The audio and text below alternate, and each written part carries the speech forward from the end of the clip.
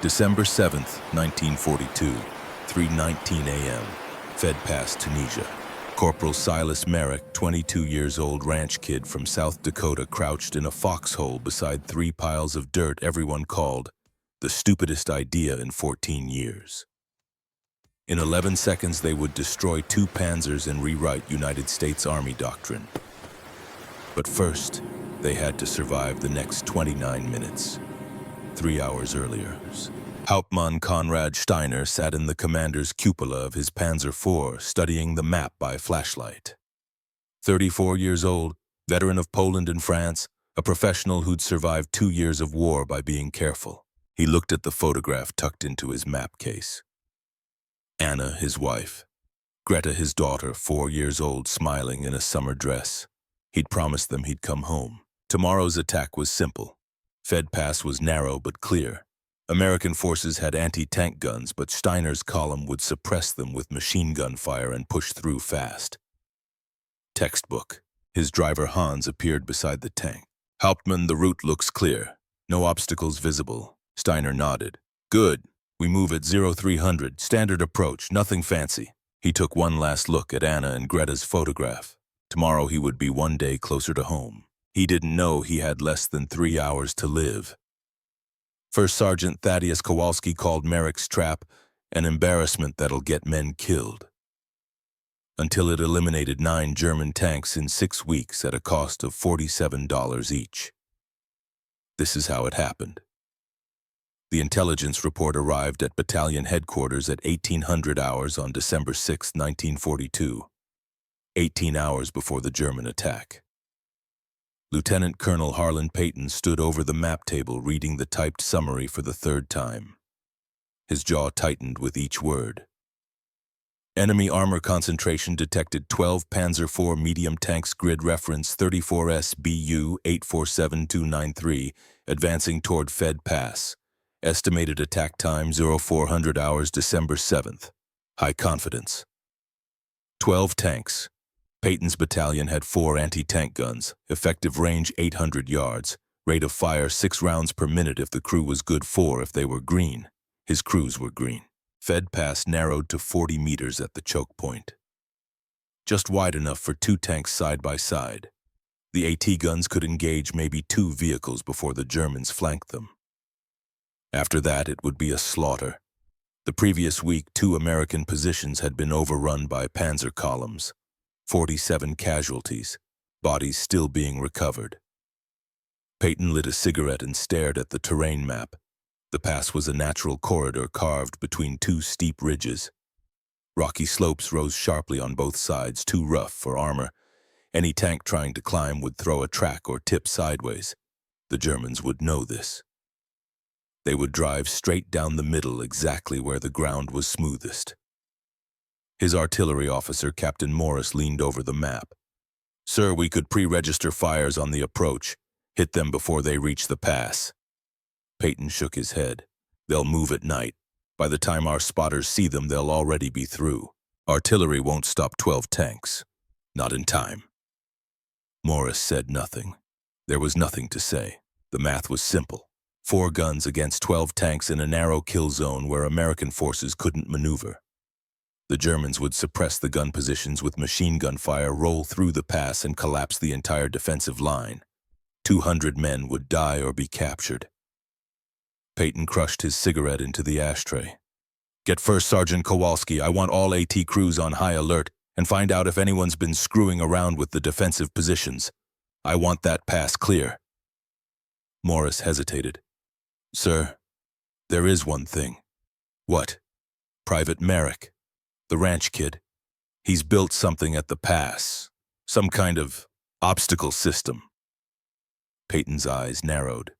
What kind of obstacle system? Morris shifted uncomfortably. I don't know, sir. Sergeant Kowalski called it a pile of dirt.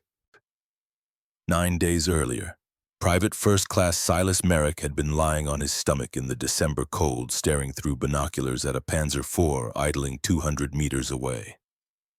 He'd been watching German armor for 9 consecutive days. The other men thought he was crazy. Merrick didn't care what they thought. He was hunting. And when you hunted, you watched. You studied patterns, you learned behavior. His father had taught him that. Ezra Merrick had raised cattle and hunted predators on a 3,000-acre ranch in western South Dakota. Coyotes, prairie dogs, anything quick enough to tear into livestock or destroy fields. Ammunition was expensive. Misses mattered. Mistakes cost money. So Ezra taught his son the first rule of hunting: don't outmuscle your target, outthink it. You don't kill prairie dogs by shooting at everything that moves, Silas, his father would say, crouched beside a burrow at dawn. You kill them by knowing exactly where they'll be before they know it themselves. Prairie dogs always used the same paths. Coyotes circled downwind. Animals behaved in patterns not because they were smart, but because they were predictable. And if you understood those patterns, you could place a trap made of almost nothing scrap wood. A shallow pit, a cheap charge right where they'd step every single time. Silas had internalized that logic before he turned 12. Now in Tunisia, he saw tanks the same way he'd seen predators back home. Not as unstoppable monsters, as heavy, predictable animals with blind spots. Through his binoculars, he watched the Panzer IV lumber forward. The driver chose the smoothest line of travel, avoiding rocks that could throw a track. The commander scanned from the cupola, but his field of view was narrow, distorted by the periscope slits. Silas made a note in his father's old hunting journal. Day 9, Panzer IV morning patrol. Driver avoids slope, left side 2 degrees. Corrects right when obstacle appears. Always picks flattest ground. Same as day 4, day 6. Patterns. The German tank crews weren't trying to be predictable. They were simply following the logic of their machine. A 45-ton vehicle couldn't improvise. It had to follow terrain, and terrain could be shaped. Silas closed the journal and slid it back into his coat pocket. The leather cover was worn smooth from his father's hands. Ezra had kept hunting notes in that book for 15 years before a ranch accident killed him in 1940. Kicked by a horse. Internal bleeding. Dead before the doctor arrived.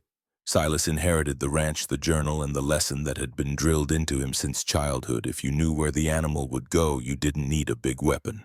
You just needed to be there first. He studied Fed Pass one more time. Steep ridges boxed the corridor into a 40-meter-wide channel, one natural line of travel, a line of one smooth path a Panzer driver would trust. Silas had walked that path for days, tracing the route with his boots, imagining himself behind a vision slit, deciding where he would drive if he were the German tanker. The more he studied it, the clearer it became. If German armor attacked through Fed Pass, there was only one path their first tank would take. So he decided to build his trap around that inevitability. Private Amos Caldwell found Silas digging on the evening of November 30th.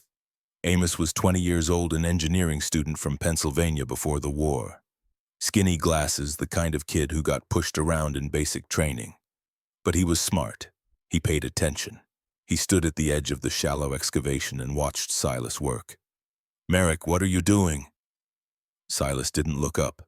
He kept digging. Building a trap. For what? Tanks. Amos blinked. Tanks. Yeah. You're digging a hole to stop tanks. Silas paused, leaned on the shovel, and looked at him. Not stop. Guide. Amos frowned.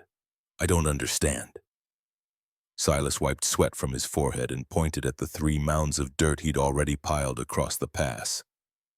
Those aren't obstacles. They're steering wheels. A Panzer driver sees them through a narrow slit.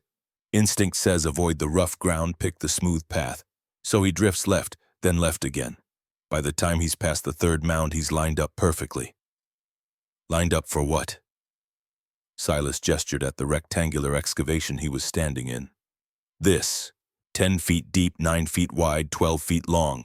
I'm building a lattice frame from 2x6 planks, canvas cover on top, 6 inches of real dirt and rock so it matches the terrain exactly. Infantry can walk on it. A jeep might roll across without collapsing, but a Panzer IV never. Amos stared. You're building a camouflaged pit. Yeah. And you think a 45-ton tank will just fall into it? Silas nodded. Ground pressure of a Panzer IV is 10.9 pounds per square inch. My frame can handle 5.8. Math guarantees failure. Amos opened his mouth, closed it, opened it again. What happens when the tank falls in? Silas knelt and pulled back a tarp covering 4 cylindrical objects, shaped charges built from captured German explosives, each packed with 12 pounds of material fitted with hand-shaped copper cones. When the tank's nose drops into the pit, it tilts down between 35 and 45 degrees. Gravity exposes the belly armor, 8 millimeters thick, weakest part of the vehicle. These charges fire upward, molten copper jets traveling at 23,000 feet per second, faster than a rifle bullet, hot enough to burn through steel like wax. Amos's voice dropped to a whisper. Jesus Christ. 1 solid hit on belly armor can destroy a Panzer. 4 simultaneous hits will erase it. Amos looked around nervously. Does Sergeant Kowalski know you're doing this? Silas returned to digging. No. Does the colonel know? No. Merrick, you can't just build a tank trap without authorization. That's insubordination. You could get court-martialed. Silas drove the shovel into the dirt. Then I'll get court-martialed. Amos stood there uncertain, watching this quiet ranch kid from South Dakota digging a hole with the calm determination of a man building a fence post. Finally, Amos said, Do you need help? Silas looked up. For the first time, something resembling a smile crossed his face. Yeah, I need help. Over the next 6 days, Silas and Amos worked every night. They dug the pit in shifts. They built the wooden lattice frame, calculating load-bearing capacity with scrap paper and a worn pencil. They stretched heavy canvas across the top, painted it with local soil mixed with water until the color matched perfectly. They added 6 inches of real dirt and rocks gathered from the immediate surroundings. Same shades, same textures, same distribution patterns. Silas positioned the shaped charges at the bottom of the pit, aimed upward at precise angles. He calculated the correct standoff distance, the gap between the copper cone and the armor, to ensure maximum penetration. Then he installed 6 backup charges around the perimeter, linked to tension wires buried just beneath the surface. When the tank settled deeper after the first explosions, the wires would tighten and detonate the backup charges 3 to 5 seconds later. Insurance. His father's voice echoed in his memory. A trap should kill twice, Silas. Once for the animal and once for the mistake you didn't see coming. By December 5th, the system was complete. Over the next 2 nights, Silas returned alone. He worked in complete darkness 60 feet north of the main pit building, something even Amos didn't know about: insurance. His father had taught him 1 trap catches the animal. 2 traps catch the bypass. By December 5th, both systems were complete. To anyone walking by, it looked ridiculous. 3 uneven mounds of dirt, a suspiciously flat patch of ground, no mines, no obvious engineering logic. The men in Silas's unit noticed.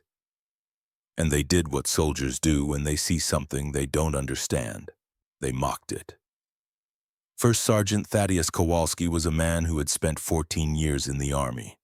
He had served in the Philippines, he had trained recruits, he had seen incompetence in every conceivable form. But he had never seen anything quite like this. On the morning of December 6th, during a routine inspection of defensive positions, Kowalski walked past Fed Pass and stopped dead. He stared at the 3 dirt mounds. He stared at the oddly smooth patch of ground. He stared at the scattered scrap metal arranged without apparent order. Then he turned and saw Silas Merrick sitting nearby, calmly writing in a notebook. Kowalski's face turned red. "Merrick!" Silas stood and saluted. "Yes, Sergeant." Kowalski pointed at the construction. "What the hell is this?" "Anti-tank trap, Sergeant." Kowalski walked closer, boots crunching on gravel. He planted himself in front of the nearest dirt mound and stared at it like it had personally insulted him. This is your anti-tank trap." "Yes, Sergeant." Kowalski's voice rose to a roar that carried across the pass. "Merrick, I have seen dumb ideas in my 14 years of service. I have seen men try to dig foxholes in solid rock. I have seen privates salute enemy snipers, but this is the stupidest waste of time I have ever witnessed. Men began gathering. Word spread fast. By the time Kowalski finished his next sentence, half the unit was watching. This pile of dirt wouldn't stop a Volkswagen, let alone a Panzer. Laughter erupted. Corporal Virgil Dunham, a mechanic from Ohio with a mean streak, stepped forward. "Hey, Merrick, you building a playground or a defensive line?" More laughter. Someone else shouted, "Need help planting corn on those dirt piles." Another voice. "First Panzer comes through here, it'll roll right over your little sandcastle." Private Leonard Shaw, never known for kindness, made the harshest prediction. "The tank crew won't even bother shooting at you, Merrick. They'll be too busy laughing." Silas stood at attention, silent, absorbing every insult. Kowalski leaned close, voice dropping to a dangerous whisper. "When the Germans attack this pass, your stupid farm tricks are going to get people killed. Do you understand me, Private?" "Yes, Sergeant." Kowalski turned and addressed the gathered men. "This is what happens when we let ranch kids think they know more about anti-tank defense than the United States Army. Carry on." He walked away. The men lingered, throwing more jabs. Virgil Dunham coined the nickname that stuck, Merrick's Gopher Mound. For the next 24 hours, soldiers passing the area deliberately detoured just to take a look and throw another joke. Silas said nothing. He returned to his foxhole, opened his father's journal, and reviewed his calculations one more time. The mounds would steer the tank. The pit would collapse under the weight. The charges would fire. The math was certain, but no one else saw it. They only saw dirt. At 1800 hours on December 6th, Silas was summoned to battalion headquarters. He walked into the tent expecting another lecture.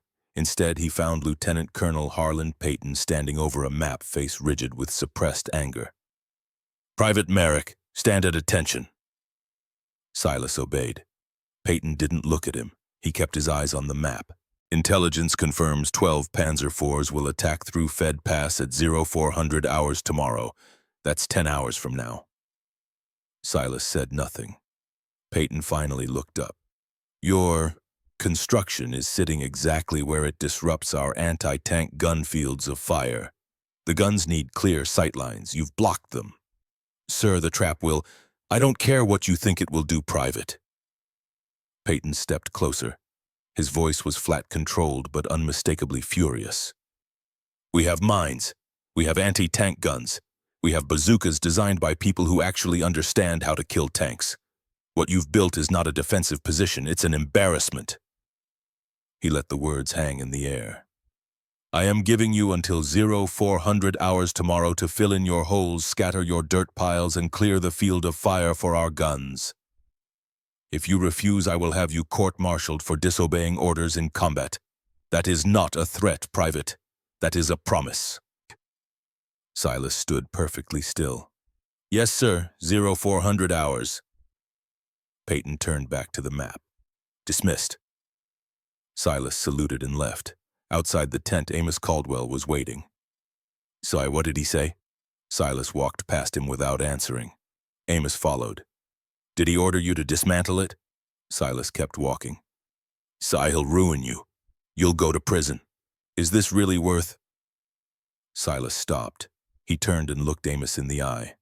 "If I dismantle that trap, 200 men will die tomorrow. If I keep it and I'm wrong, I go to prison, but if I'm right—" He didn't finish the sentence. He didn't have to. Amos swallowed hard. "What are you going to do?"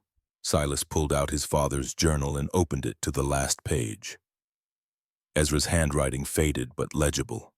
"A good trap doesn't look dangerous, son. It looks like home." Silas closed the book. "I'm going to make sure it works." At 0200 hours on December 7th, 2 hours before the German attack, Lieutenant Colonel Payton sat alone in his tent, unable to sleep. He stared at the intelligence report. 12 tanks, 4 guns. The math kept eating at him. Even if every AT gun crew performed perfectly, even if every shot hit, they'd only kill 4 tanks before being overrun. The other 8 would roll through unchecked. Peyton had fought in North Africa long enough to know what stopped a tank. Mines stopped tanks, anti-tank guns stopped tanks, terrain sometimes stopped tanks, but dirt piles, wooden frames buried under a thin blanket of soil, it was insane. And yet, something about Merrick's confidence lingered, the way he'd stood there calm, certain while being threatened with court-martial. The way he'd calculated weight distribution and ground pressure like he'd been doing it his whole life. Peyton crushed another cigarette. He made a decision. "Runner." A private appeared. "Sir, find Private Merrick. Bring him here. Now." Silas arrived 10 minutes later. Peyton pointed at a chair. "Sit down." Silas sat. Peyton studied him for a long moment. "Private, I ordered you to dismantle your trap. Did you do it?" "No, sir." "Why not?" "Because the Germans will attack through that pass, sir, and the trap will stop them." Silence. Peyton leaned forward. "You're willing to face court-martial because you believe a pile of dirt will stop a Panzer IV?" "Yes, sir." "That's either courage or insanity." "Yes, sir." Peyton almost smiled. Almost. He pulled out a chair and sat across from Silas. "All right, Private. You've got 15 minutes. Explain to me exactly how your pile of dirt is going to stop a Panzer. And if you can't convince me, you're under arrest the moment this conversation ends." Silas opened his father's journal, and for the next hour he taught a lieutenant colonel how to hunt tanks. Silas started with the dirt mounds.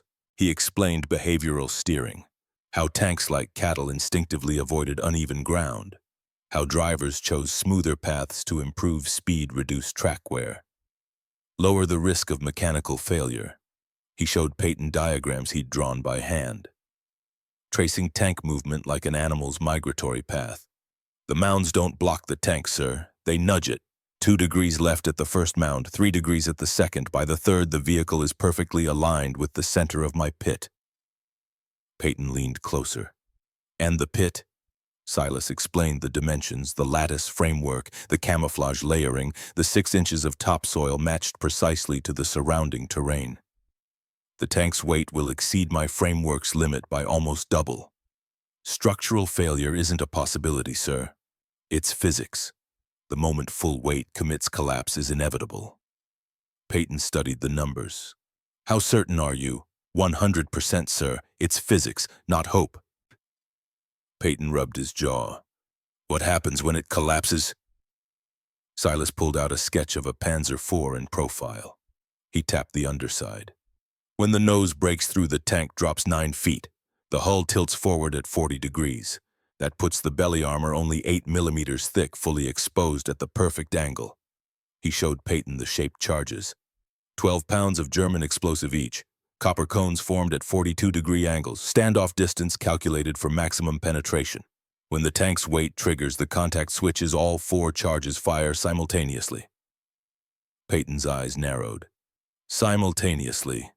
"Yes, sir. A shaped charge focuses energy into a molten jet traveling at 23,000 feet per second. 1 hit can penetrate belly armor.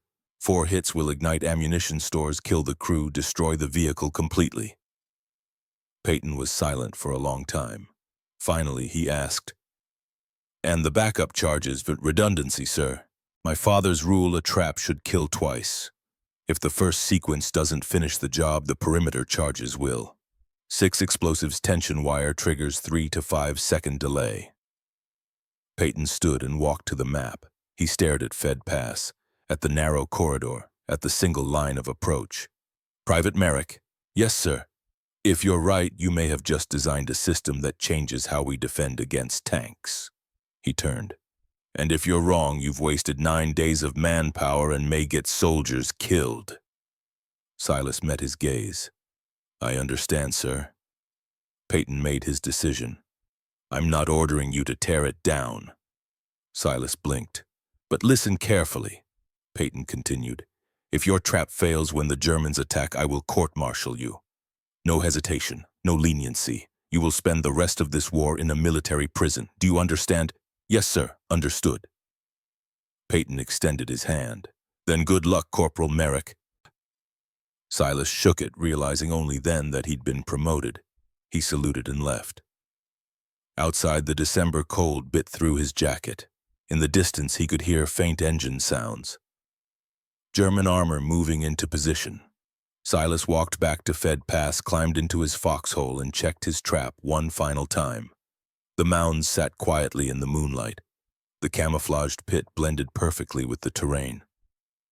From a tanker's perspective, 15 feet higher, viewing the world through a narrow periscope slit, it would appear completely natural. Harmless. Safe.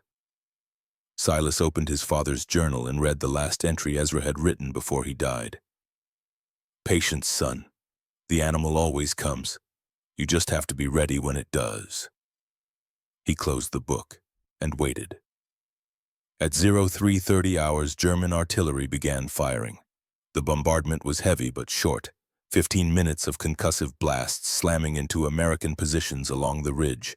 The ground shook, dust rained down. Shells detonated close enough that Silas pressed himself flat against the bottom of his foxhole. None landed near the trap. At 0345, the artillery stopped. In the brief quiet between shells, Amos crawled to Silas's foxhole. See. Silas looked over. Amos's shoulder was bleeding, but his eyes were steady. I need to say something. Before whatever happens. Amos, save it for... No, listen. Amos gripped Silas's arm. I'm terrified, not of dying. Of you being right and me never believing in you enough. 9 days I watched you work, 9 days I helped you, but I never really believed until tonight. Silas met his eyes. You believe now? Yeah. And if we survive this, I'm telling everyone who'll listen, Silas Merrick is the smartest soldier I've ever met. Silas nodded once. Appreciated, Amos. Now get back to your position. Amos crawled away. In the silence that followed, Silas heard it. A deep mechanical growl. Tank engines. Multiple. Close. He raised his head slowly and looked east. Through the darkness, 5 shadows emerged. Massive, angular, moving with the deliberate confidence of predators that had never been challenged. Panzer IVs. The lead tank was 300 meters away, then 250, then 200. Silas's heart hammered against his ribs. The commander was half exposed in the cupola, scanning the terrain. The driver followed the smoothest ground, avoiding rocks and uneven slopes. Exactly as Silas had predicted. 150 meters. The tank reached the first mound. The driver adjusted course slightly to avoid it. A small correction. 2 degrees left, 100 meters. Second mound, another adjustment, 3 degrees left. The tank was now perfectly aligned with the center of the pit. 50 meters, Silas could feel the vibration of the tracks through the earth. The Panzer rolled forward, steady, confident, unstoppable. 40 meters, 30, 20. The front tracks reached the edge of the camouflaged pit. For 2 seconds, nothing happened. The wooden framework flexed. A soft groan lost under the rumble of the engine. The tank continued forward. And then a sharp crack. The lattice collapsed. The Panzer's nose plunged into the pit. 45 tons of steel pitched forward violently, rear tracks lifting off the ground, the entire hull tilting at a 42-degree angle. Inside the tank, chaos. The driver screamed. The commander was thrown forward. The gunner slammed into his sight, and beneath them, buried in the darkness, 4 shaped charges fired. Molten copper jets traveling faster than sound punched upward through 8 millimeters of belly armor. The first jet killed the driver instantly and destroyed the transmission. The second tore through the turret basket. The third struck the ammunition rack, and then the world exploded. 87 rounds of 75-millimeter ammunition cooked off inside the hull. The explosion tore the turret clean off the chassis, sending it spinning 40 feet into the air. Fire erupted through every hatch and seam. The hull bulged outward, armor splitting like torn metal petals. 3 seconds later, the backup charges detonated. 6 blasts widened the crater, shattered what remained of the hull, and threw debris across the pass. 11 seconds. From the moment the tracks touched the camouflage to the moment the backup charges finished the kill. 11 seconds. Silas stared, unblinking, as flames climbed into the night sky. Everything he'd calculated, angles, weight, distribution, explosive timing, damage radius, had worked. Not just well, perfectly. But there was no time to celebrate, because 50 meters behind the burning wreck, the 2nd Panzer IV had just made a decision. and Silas knew exactly what it would do. The 2nd Panzer Force stopped hard, tracks locked, engines still running, but the vehicle was frozen in place. Inside the tank, Lieutenant Dieter Hoffmann stared through his periscope at the inferno 50 meters ahead. His hands gripped the cupola rim so tightly his knuckles turned white. He had watched Hauptmann Konrad Steiner's command vehicle behave normally for exactly 3 seconds. Rolling forward, steady advance, standard approach. And then it simply vanished into an explosion Hoffmann couldn't comprehend. No visible mine crater, no shell impact, no smoke trail from a bazooka, no muzzle flash from an anti-tank gun. The ground itself had killed the tank. Hoffmann's radio crackled, the voice of Major Werner Vogel commanding the column from the 4th vehicle. "Hoffmann, report what happened to Steiner." Hoffmann's mouth was dry. He tried to form words. "Unknown weapon, Herr Major. No visible source. The ground collapsed. Steiner's tank fell, then exploded. I don't understand what I'm seeing." Static, then Vogel's voice tight with controlled panic. "Can you bypass?" Hoffmann scanned left. The ridge was too steep. Scanned right. Same problem. The only way forward was past Steiner's burning wreck, or around it. 50 meters to the north, the ground looked smooth, clear, safe. "Jawohl, Herr Major, bypassing left." Hoffmann gave the order. His driver, a veteran named Ernst, hesitated. "Lieutenant, if there is one trap there may be. Drive Ernst. We cannot sit here like targets." The Panzer IV pivoted left, tracks churning dirt, steering toward the northern route. In his foxhole, Silas Merrick watched through binoculars. He whispered to himself, "Come on, just a little more. Follow the path." The 2nd tank rolled forward, cautious now, driver, choosing each meter carefully. But caution didn't matter, because Silas had predicted this exact reaction. The dirt mounds weren't just designed to funnel the 1st tank. They were positioned to channel any bypass attempt toward the 2nd covered pit he had secretly excavated 60 feet north of the 1st. Nobody knew about the 2nd pit. Not Amos Caldwell, not Sergeant Kowalski, not even Colonel Payton. Silas had built it alone during the final 2 nights, working in complete darkness to avoid detection. And now Lieutenant Dieter Hoffmann's Panzer IV was rolling straight toward it. The 2nd tank's front tracks touched the northern camouflage at 03:59 hours. The same sequence. Wood cracked, canvas tore. 45 tons dropped 9 feet in a fraction of a second. Hoffmann had one moment of absolute terror, a sensation of falling, the world tilting violently forward before the shaped charges fired. 4 molten copper jets. Penetration, ammunition cook-off. The turret blew skyward, tumbling end over end before crashing down 30 meters away. The hull split open. Fire poured from every seam. Hoffmann tried to crawl out of the commander's hatch uniform, burning skin blistering. He made it halfway. 3 seconds later, the backup charges detonated. The explosion threw what remained of Lieutenant Dieter Hoffmann across the rocks. He was dead before he landed. Silas lowered his binoculars. 2 tanks. 19 seconds total, counting the interval between explosions. Fed Pass was now completely blocked by 2 burning funeral pyres. Flames rose 20 feet into the air. Thick black smoke poured into the pre-dawn sky. The heat was intense enough that Silas could feel it from his foxhole 70 meters away. Behind the wrecks, the remaining 3 Panzer IVs reversed frantically. Major Werner Vogel's voice screamed over the radio. "Rückzug! Rückzug! Amerikaner haben unsichtbare Panzerabwehr! Alle Fahrzeuge zurückziehen!" "Retreat! Retreat! Americans have invisible anti-tank defense! All vehicles withdraw!" The 3 tanks backed away at full speed, desperate to escape. What they believed was an invisible minefield that left no craters and killed instantaneously. By 04:15 hours, the German attack was over. Fed Pass was sealed, and along the American defensive line, 200 men stood in stunned silence, staring at the destruction one ranch kid had created with dirtwood and scavenged explosives. First Sergeant Thaddeus Kowalski stood at the edge of his foxhole, mouth open, unable to process what he'd just witnessed. 14 years of military service. He'd seen anti-tank guns in action. He'd seen mines detonate. He'd seen artillery strikes on armor columns. But he had never seen anything like this. 2 German tanks destroyed in under 20 seconds. No shots fired, no American casualties. Just physics behavior and a trap so invisible the enemy still didn't understand what had killed them. Kowalski climbed out of his position slowly like a man in a dream. He walked toward Fed Pass, boots crunching on gravel, eyes fixed on the burning wrecks. Other men began emerging from their foxholes.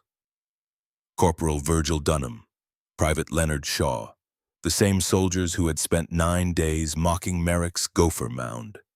They gathered in small groups, pointing, whispering, trying to make sense of the impossible. Kowalski reached Silas's foxhole. Silas was still there, sitting calmly writing in his father's notebook, as if he'd just completed a routine task. Kowalski's voice came out rough, shaken. "Merrick." Silas looked up. "Yes, Sergeant. How many tanks?" "2, Sergeant. Both destroyed in primary trap sequences." Kowalski stared at the fires, at the twisted metal, at the evidence of a weapon system that shouldn't exist. He whispered almost to himself, "I called your trap the dumbest idea I'd ever seen." Silas didn't respond. Kowalski turned to face him. "I was wrong." The words hung in the cold air. "That wasn't dumb, Merrick. That was the most effective anti-tank system I've ever witnessed in 14 years of service." Behind him, Virgil Dunham approached, face pale. "Merrick, Jesus, man, I'm sorry. For everything, for the jokes, for calling you—" He couldn't finish. Silas closed his notebook. "It's all right, Corporal." "No, it's not. You just saved this entire position and we treated you like—" Dunham trailed off, ashamed. Other soldiers began walking over. Men who had laughed at the dirt piles. Men who had bet money the trap wouldn't work. Men who had called Silas crazy. None of them were laughing now.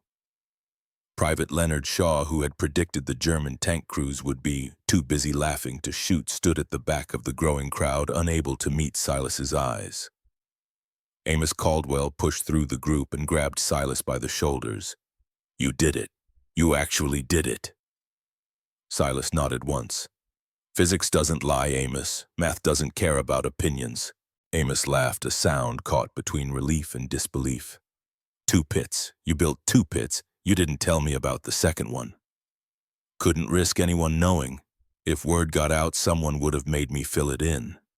"You sneaky son of a—" The sound of boots interrupted them. The crowd parted. Lieutenant Colonel Harlan Peyton walked through, face unreadable. Everyone snapped to attention. Peyton ignored them.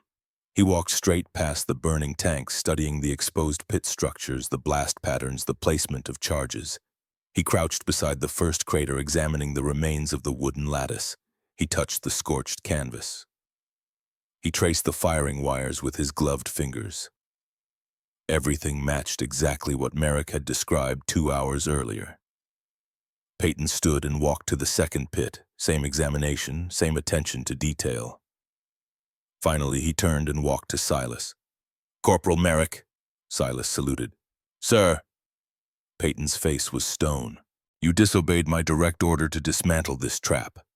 "Yes, sir." "You built a second pit without authorization or oversight." "Yes, sir." Peyton stepped closer. "And in doing so, you just saved 200 American lives." The colonel's expression shifted. Not quite a smile, but something close. "I underestimated you, Corporal. I won't make that mistake again." He extended his hand. Silas shook it. Peyton turned to address the gathered men. "What you just witnessed represents a fundamental shift in anti-tank warfare. Corporal Merrick has demonstrated that behavioral prediction and environmental engineering can be more effective than conventional weapons." He looked back at Silas. "Effective immediately, you're promoted to sergeant, and your new assignment is to build more of these traps, as many as possible. You have 3 weeks." Silas blinked. "Sir, That wasn't a request, Sergeant Merrick. It was an order." Peyton gestured to the men. "Sergeant Kowalski assigned 6 men to Merrick's detail. He'll train them personally. Priority tasking. Full material support." Kowalski saluted. "Yes, sir." Peyton started to walk away, then paused.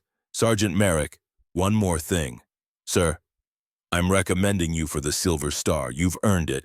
He left. The men stood in silence for a moment, then someone started clapping. Others joined. Within seconds, the entire position erupted in applause. Silas stood there overwhelmed, holding his father's journal against his chest. Amos leaned close and whispered, "Your dad would be proud, Si." Silas nodded, unable to speak. By 0600 hours, supply trucks arrived carrying lumber, canvas wire, and captured German explosives. Colonel Peyton had requisitioned everything Silas requested. No questions, no delays. Sergeant Kowalski assembled the detail. 6 men, including Corporal Virgil Dunham, Private Leonard Shaw, and 4 others who had mocked the original trap. They stood in a nervous line, waiting for instructions. Silas looked at them. "First lesson," he said quietly. "Stop thinking like soldiers, think like hunters." Virgil frowned. "I don't understand." Silas knelt and drew a diagram in the dirt with a stick.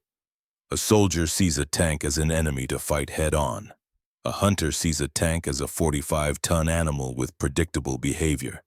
Soldiers try to match firepower. Hunters exploit patterns." He pointed at the dirt mounds still standing near the first pit. "Those mounds don't block anything. They guide, they steer, they manipulate the tank into making a choice that feels safe but leads to death. That's the difference." The men leaned closer, listening intently now.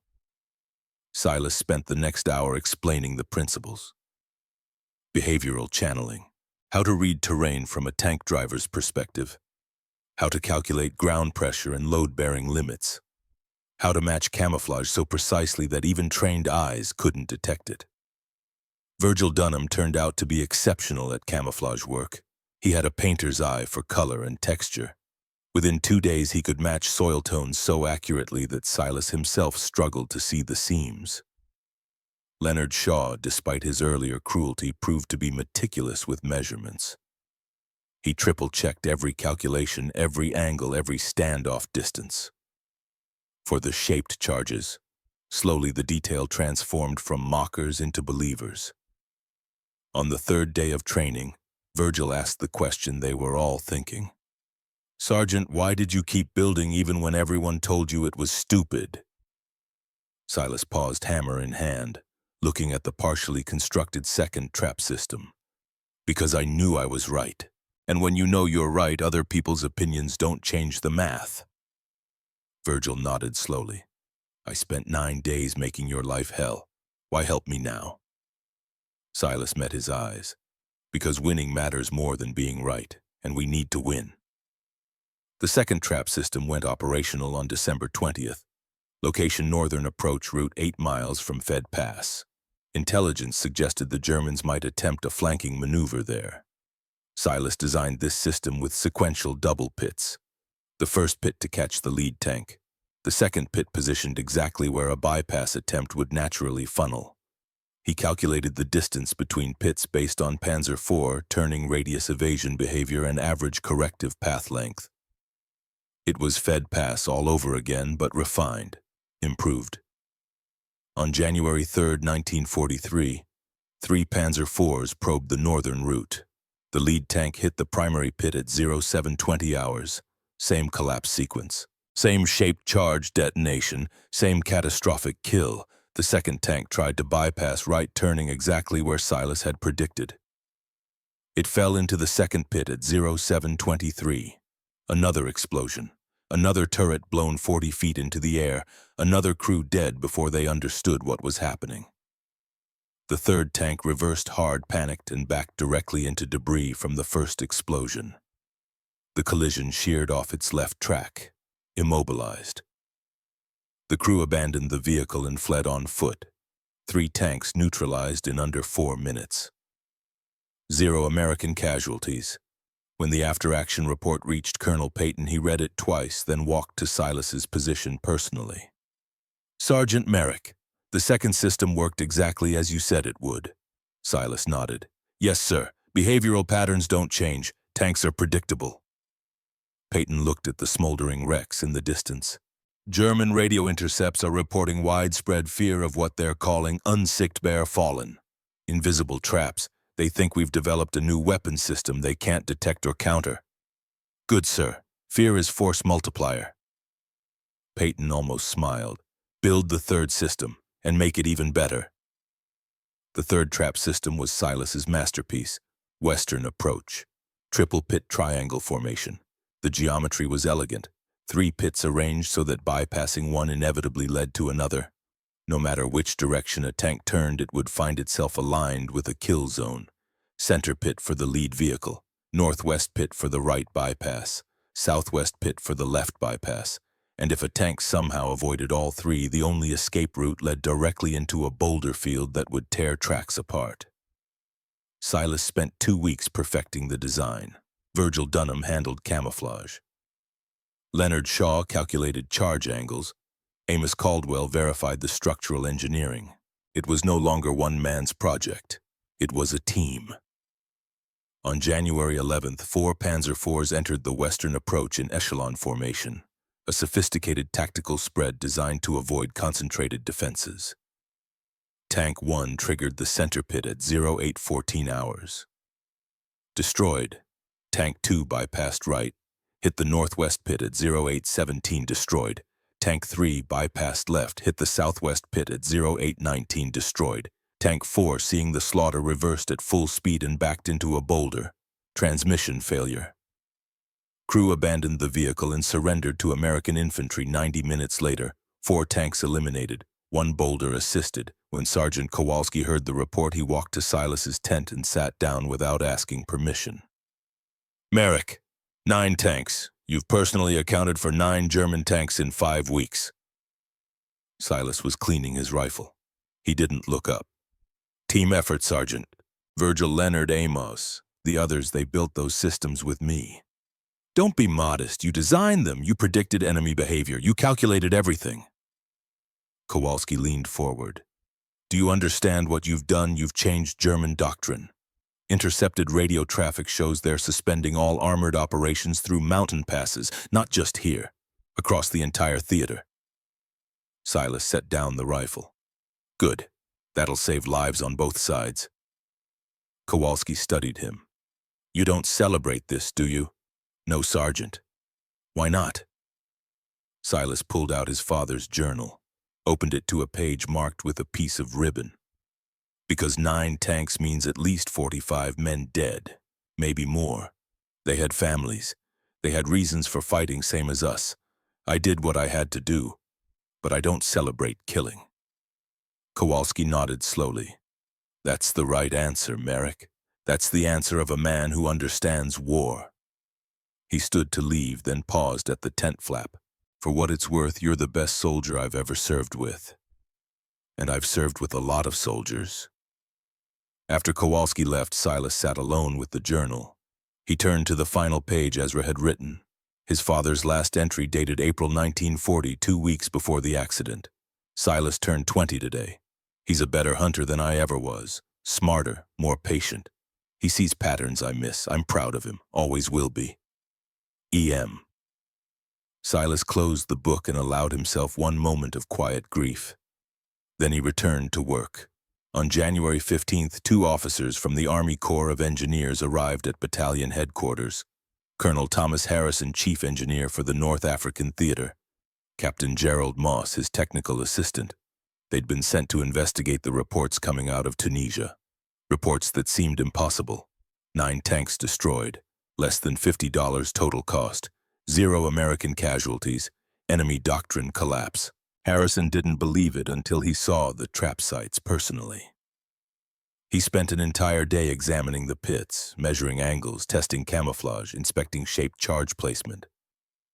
That evening, he requested a briefing from the man responsible. Silas stood in front of 2 career engineers and explained his methods.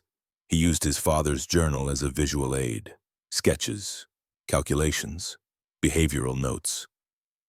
Harrison took notes furiously. Captain Moss asked technical questions.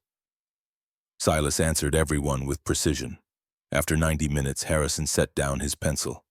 Sergeant Merrick, why didn't we think of this? Silas considered the question. Because you were trained to fight tanks, sir. I was trained to hunt animals. Harrison blinked. That's profound. It's just observation, sir. Tanks move like cattle, heavy, predictable. They follow terrain logic. If you understand the logic, you can manipulate the outcome. Harrison looked at Captain Moss. We need to document this immediately. Full technical manual, diagrams, procedures, training protocols. Moss nodded. I'll start tonight, sir. Harrison turned back to Silas. Sergeant, you're going to be famous, whether you want to be or not. Silas shook his head. I just want to go home, sir. Back to the ranch. This war can keep the fame. Harrison smiled. Fair enough. But first you're going to help us write a manual. 91 pages, every detail, every calculation, every lesson learned. Silas agreed. Over the next 2 weeks he worked with Captain Moss to produce what would become Field Manual 5-103 Improvised Anti-Tank Obstacles and Trap Systems. The manual included 27 diagrams from Silas's journal, physics calculations, camouflage techniques, behavioral analysis frameworks, and on page 43 a paragraph that would change Army doctrine permanently. Effective battlefield engineering requires accepting that innovation does not always come from doctrine. Soldiers with civilian experience may possess specialized insight more valuable than standardized procedures. Commanders should actively solicit unconventional approaches, particularly from personnel with relevant civilian skills. It was the first time in United States Army history that official doctrine confessed sometimes the outsider knows something the institution doesn't. The manual was distributed Army-wide in March 1943. By April, engineer schools were teaching the Merrick method. By June, similar trap systems were being deployed in Sicily. And in German headquarters across North Africa, intelligence officers struggled to explain to their superiors why American forces had suddenly developed an invisible weapon that rendered standard armored tactics obsolete. One captured German report translated by Allied intelligence read, American defensive positions in confined terrain employ anti-tank trap systems of unprecedented effectiveness. Standard reconnaissance procedures are inadequate. Losses exceed acceptable parameters by factor of 5. Recommend suspension of all armored attacks through mountain passes pending development of countermeasures. Silas read the translation in February. He handed it back to the intelligence officer without comment. But that night alone in his tent he allowed himself a small moment of satisfaction. Not because of the kills, because of what the kills prevented. If German tanks refused to attack through mountain passes, American infantry wouldn't have to face them. Lives saved on both sides. His father's voice echoed in memory. The best trap is the one that doesn't need to be sprung, Silas. The one that changes behavior just by existing. Ezra Merrick had been talking about coyotes, but the principle worked just as well on Panzers. Silas opened his journal and wrote a new entry. January 1943. 9 tanks destroyed. System works. Germans adapting. Mission complete. Ready for next assignment. SM. He closed the book. Outside, the North African night was cold and clear. Somewhere in the darkness, men on both sides of the war were sleeping, unaware that a ranch kid from South Dakota had just changed the rules of armored warfare with nothing but dirt wood and the lessons his father taught him about hunting prairie dogs. Silas lay down on his cot. Tomorrow, Colonel Peyton wanted to discuss expanding the program, training 200 engineers across the theater, building 40 trap systems, turning one man's innovation into a strategic weapon. But tonight, Silas allowed himself to rest. He'd earned it. By February 1943, Silas Merrick was no longer just a sergeant with a clever idea. He was a strategic asset. Colonel Peyton's recommendation reached theater command on February 2nd. By February 5th, orders came down from General Eisenhower's headquarters. Expand the Merrick method across all Allied forces in North Africa. The numbers spoke for themselves. 9 German tanks destroyed, $470 total material cost, 0 American combat casualties, enemy doctrine collapse across an entire operational theater. Traditional anti-tank operations during the same period had destroyed 3 tanks at a cost of $8,400 and resulted in 23 American casualties. The comparison wasn't close. Silas was promoted to staff sergeant and assigned to train engineer detachments across Tunisia, Sicily, and eventually mainland Italy.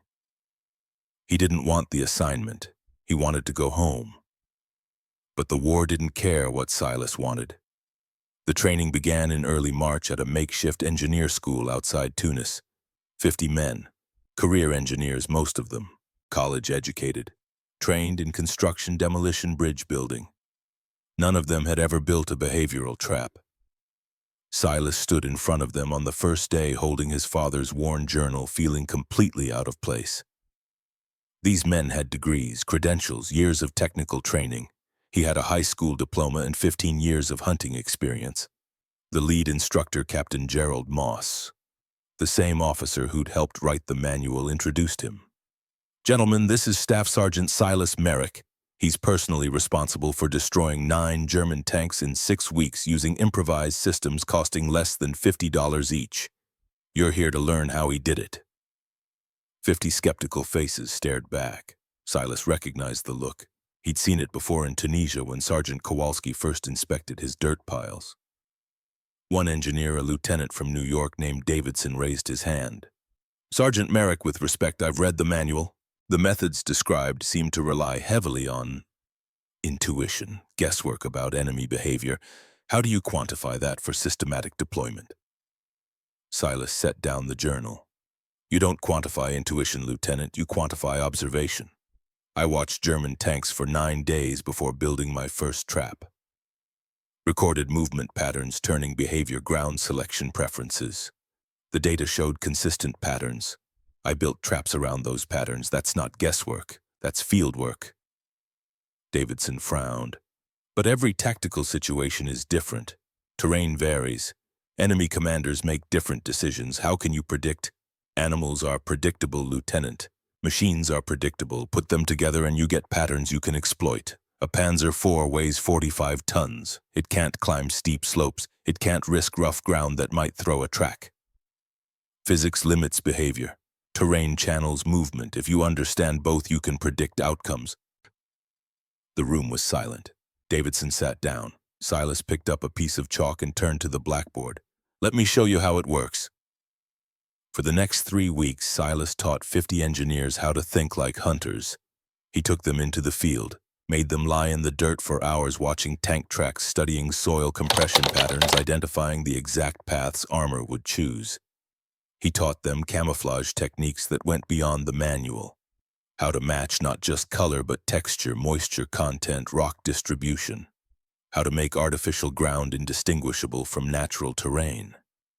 He taught them the math, ground pressure calculations, load-bearing limits for different wood grades, standoff distances for shaped charges, blast radius geometry, and he taught them his father's most important lesson: patience. "A good trap takes time," he told them one afternoon kneeling beside a training pit. "You can't rush it. Every detail matters. One wrong shade of dirt, one misplaced rock, and a tank commander might notice. You're not just building a weapon. You're building invisibility."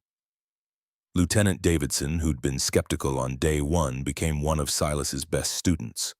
By week 3, Davidson could design a functional trap system from scratch, accounting for terrain, enemy approach vectors, and material constraints.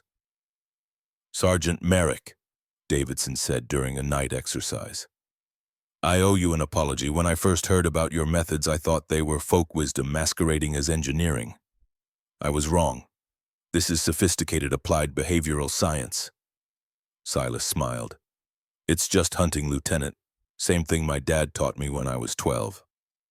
"Maybe, but your dad was teaching principles that most engineering programs never touch.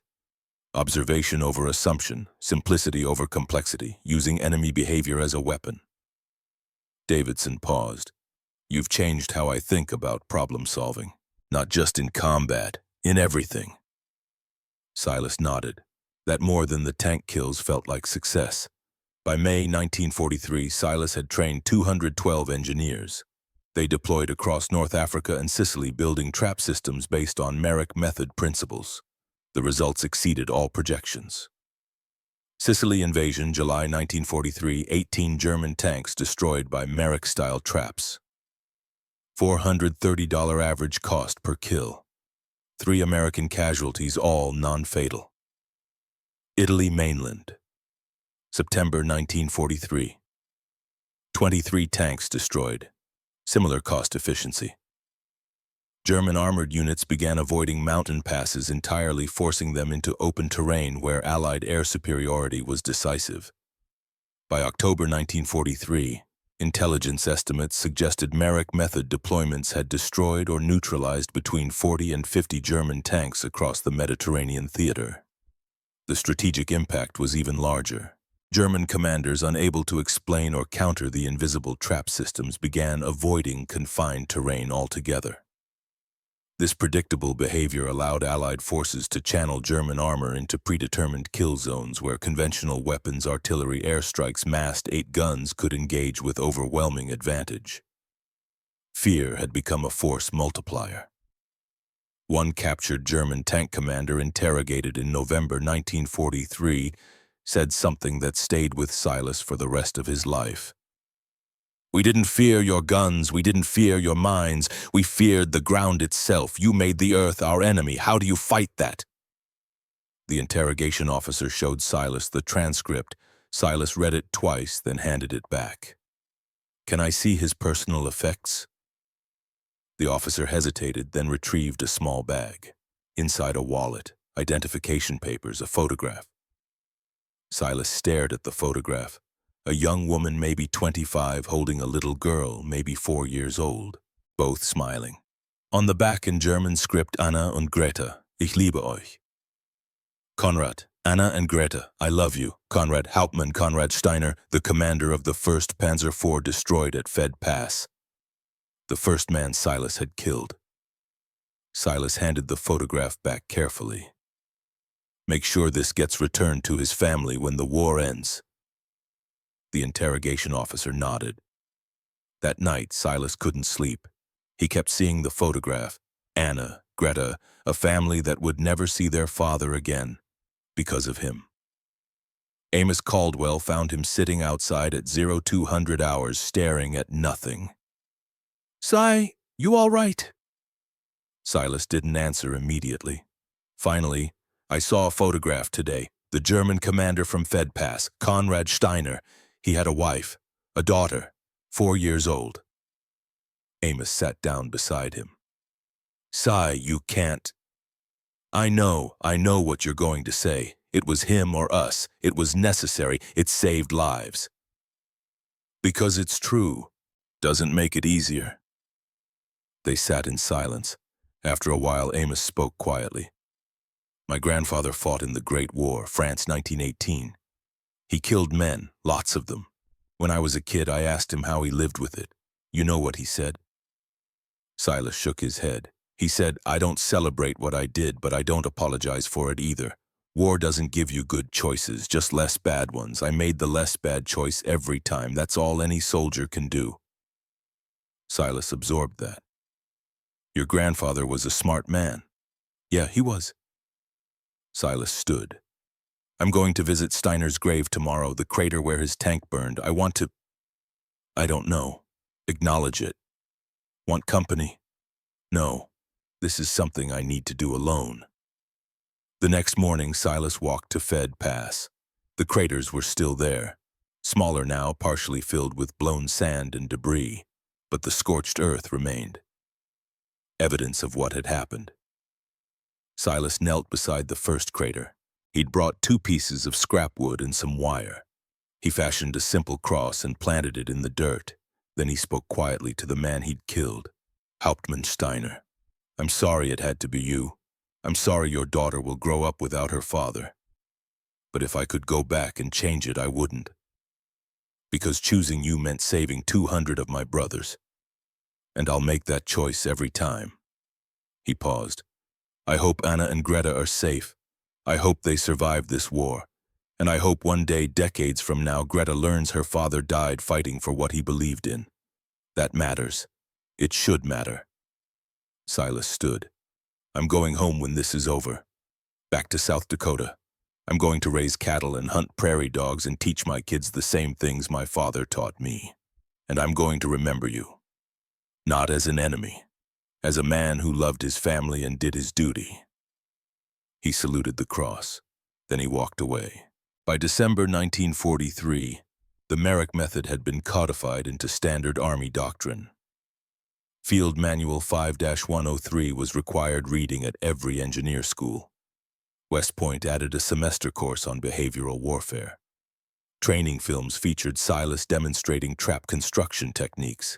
He hated the attention, but he understood its necessity.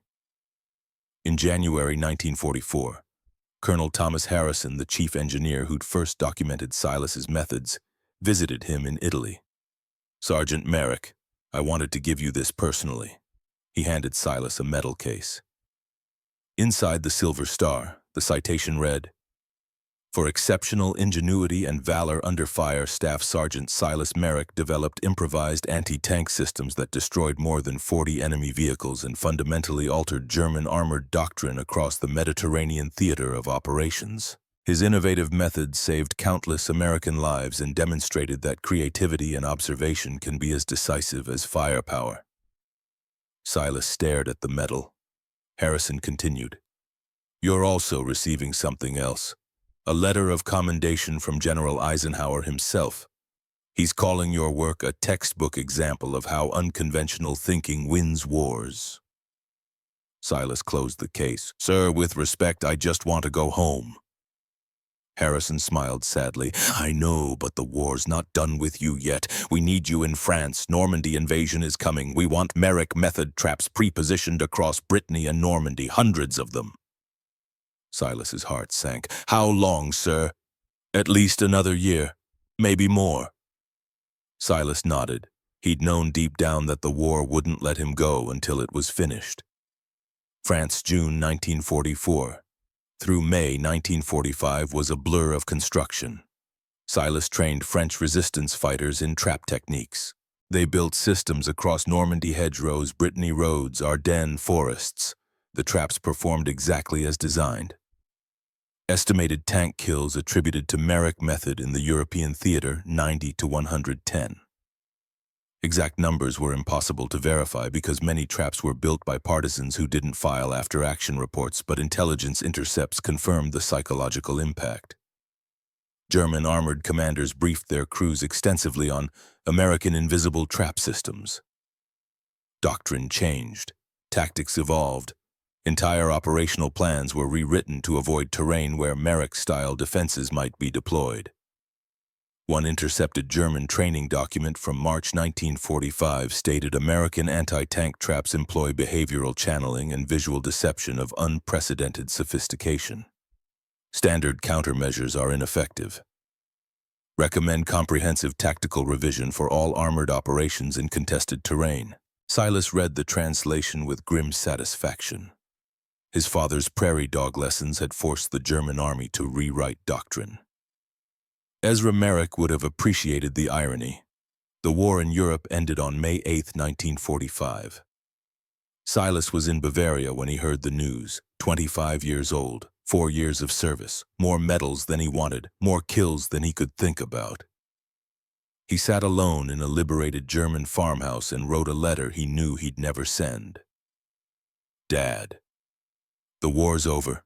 We won. Your lessons saved 200 men at Fed Pass, maybe 1,000 more across Europe. The Army calls it revolutionary tactics. I call it what you taught me when I was 12. I'm coming home, back to the ranch. I'm going to fix the fences you built, clear the fields you planted, raise cattle the way you showed me. And when I have kids someday, I'm going to teach them what you taught me. Not just about hunting, about observation, patience, understanding patterns, thinking instead of forcing. I miss you, every day. Thank you. Silas." He folded the letter and placed it in his father's journal next to the last entry Ezra had written. Then he packed his gear and waited for transport home. Silas Merrick stepped off a Greyhound bus in Rapid City, South Dakota on July 14, 1945. He was wearing his dress uniform, sergeant stripes, silver star, combat infantry badge, 4 years of war compressed into colored ribbons and metal. Nobody was waiting for him. He'd asked for it that way. No parade, no ceremony, just a quiet return. He caught a ride with a rancher heading west and arrived at the family property at sunset. The ranch looked smaller than he remembered. The house needed paint. Fences were down in 3 places. The barn door hung crooked on broken hinges. 4 years of neglect showed everywhere. Silas stood at the gate for a long time just looking. Then he set down his duffel bag, rolled up his sleeves, and got to work. The first year back was harder than the war. Silas rebuilt fences, repaired buildings, bought livestock with money he'd saved from his military pay. Replanted fields. He worked alone mostly, spoke to neighbors when necessary but didn't seek company. People in town called him a war hero. He didn't correct them, but he didn't encourage it either. He just wanted to be left alone. At night, he sat on the porch with his father's journal and reviewed the diagrams he'd drawn in Tunisia. Trap designs, calculations, behavioral notes. Strange how those pages felt more real than the ranch sometimes. In 1947, his younger sister Margaret visited with her husband and their 10-year-old son Levi. Levi was fascinated by his uncle, wanted to hear war stories, wanted to see the medals. Silas showed him the silver star once, then put it away. "Uncle Si, did you really destroy 100 tanks? Not me alone, Levi, a team. And the number was closer to 40 that I personally built traps for." "Still, that's amazing." Silas ruffled the boy's hair. "Want to learn something actually useful? Like what? How to hunt prairie dogs." They spent 3 days in the fields together. Silas taught Levi the same lessons Ezra had taught him. Watch the patterns, study the burrows, understand the behavior before you act. On the 3rd day, Levi successfully predicted where a prairie dog would emerge and set a simple snare trap. It worked. The boy was ecstatic. "Uncle Si, I did it just like you said." Silas smiled. "You did. You watched, you learned, you applied the lesson. That's how you solve problems, Levi. Observation first, action second." That night, Margaret pulled Silas aside. "He idolizes you, you know." "He shouldn't." "Why not? You're a hero." Silas shook his head. "I'm a rancher who did what needed doing. That's all." Margaret studied her brother. "You've changed, Si. You're harder now. War does that." "Do you regret it?" Silas considered the question. "I regret that it was necessary, but I don't regret my choices. Does that make sense?" "Yeah, it does." The years passed. Silas married in 1952, a teacher from Rapid City named Helen. They had 2 children, ran the ranch together, built a quiet, stable life. He never talked about the war unless asked directly, and even then he kept it brief. But in 1992, a military historian named Dr. Miriam Rothstein tracked him down. She was writing a book about unconventional warfare in World War II and had discovered references to the Merrick method in declassified documents. She drove out to the ranch and asked for an interview. Silas, 72 years old now, white-haired and weathered, initially declined, but Dr. Rothstein was persistent. "Mr. Merrick, your methods are still being taught at Army Engineer School. Did you know that?" Silas blinked. "Still, yes. Field Manual 3-34, current edition. There's an entire chapter on behavioral prediction in obstacle emplacement. It references you by name." Silas sat down slowly. "I had no idea. Your techniques influenced Cold War defensive doctrine. Gulf War engineers used modified Merrick principles. You changed how the Army thinks about anti-tank warfare." She pulled out a folder. "I'd like to understand how you developed these methods. Not just the technical details, the thinking behind them." Silas looked at his wife. Helen nodded. "All right," he said. "I'll tell you." The interview lasted 4 hours. Dr. Rothstein recorded everything. She asked about Fed Pass, about the training program, about the moral weight of killing. When she asked why no one else had thought of his trap systems before, Silas gave the answer that would become the most quoted line in her book. "Most people saw tanks as things you fight head-on. I saw them the way I saw prairie dogs. Predictable, habitual, vulnerable. If you knew where they'd step, you didn't need a big weapon. You just needed to be there first." Dr. Rothstein leaned forward. "Do you ever think about the men you killed?" Silas didn't hesitate. Every day, especially Hauptmann Konrad Steiner. I read his letters after the battle. He had a wife, Anna, and a daughter, Greta. She'd be 55 now. Do you regret it? I regret that war made it necessary, but I don't regret my choices. Those choices saved my brothers. That matters more than my comfort. Dr. Rothstein nodded. One final question. What do you want people to remember about your story? Silas thought for a long time.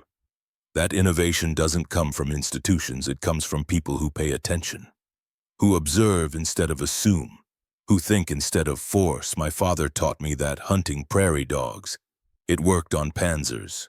It'll work on whatever problem you're facing. He paused. And that war is killing. Don't glorify it. Don't celebrate it. Just understand it, survive it, and make sure the killing meant something.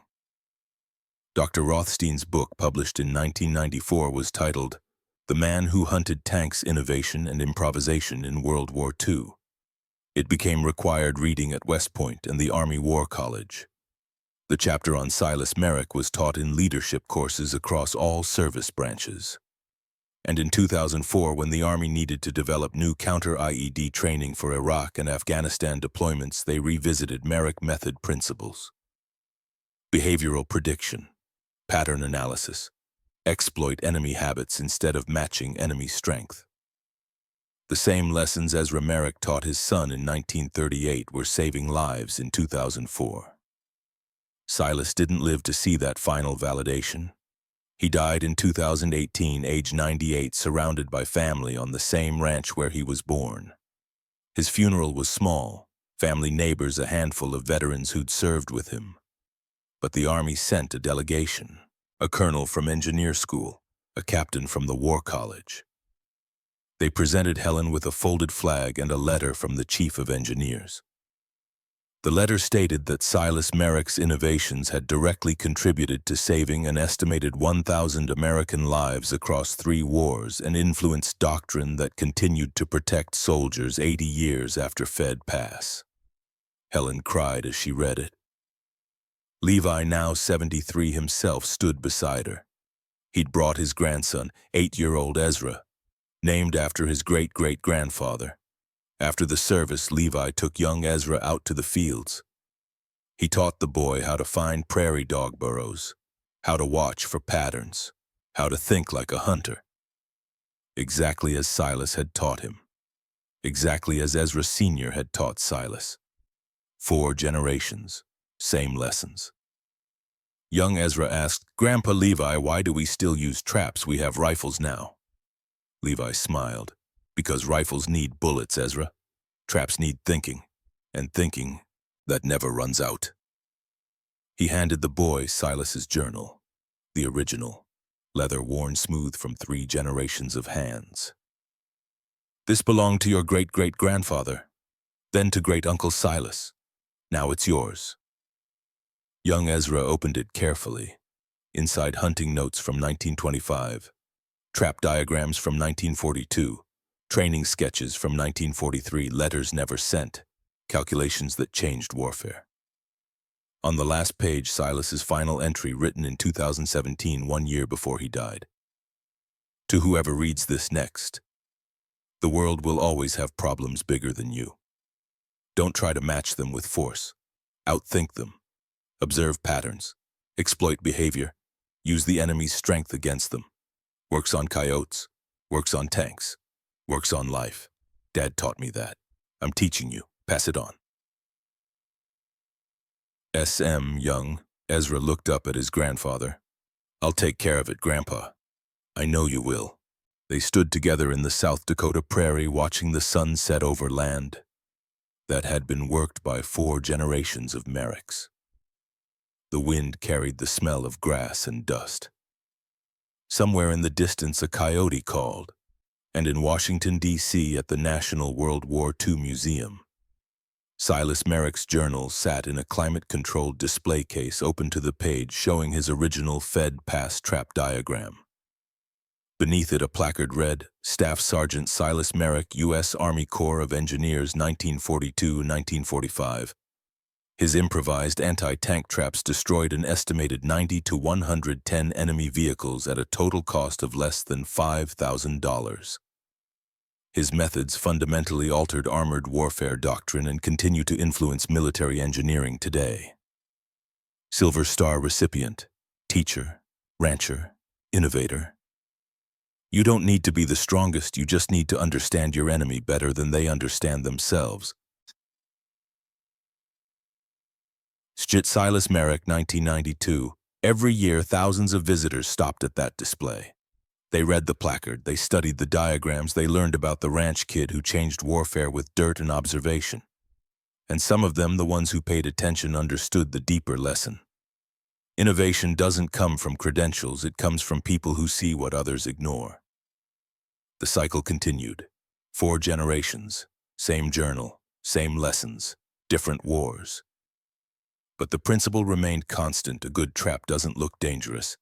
It looks like home, until it's too late.